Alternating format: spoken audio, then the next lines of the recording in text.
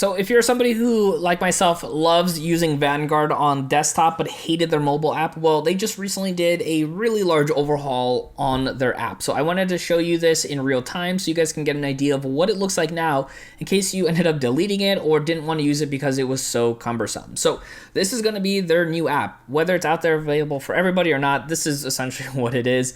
So you can see how much cleaner this looks and how much more current it is than the old style app where it made it look really outdated and old. And so let's kind of just break this down so you can see our total assets here. Currently it's in the all tab. There's a 3-year, a 1-year, and a year-to-date performance, which is really nice. You can see all the accounts that you might have. So we have our retirement accounts put together here. You can see the asset mix, and then you can see recent activities as well too.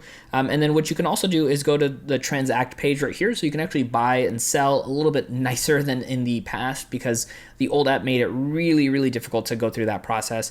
You could do withdrawals, you can do contributions, rollovers, you can even order some stuff. They do have a research tab here, but it looks like it's still being updated on there. And then they do have a support if you have any questions, feedback, or some of the settings that you want to change. So definitely happy with the way this looks now, and hopefully in the future I'll do breakdowns on how this all works and how it functions. If you're somebody who's interested in utilizing Vanguard but hasn't signed up yet, definitely the app makes it a lot easier to utilize than back in the day, but also too the desktop does work just as well too. Now if you want to learn more about some of the other apps out there that you can utilize when it comes to investing, check out my next video right over here to keep on learning. My name is Dennis, and I'll see you in that next video.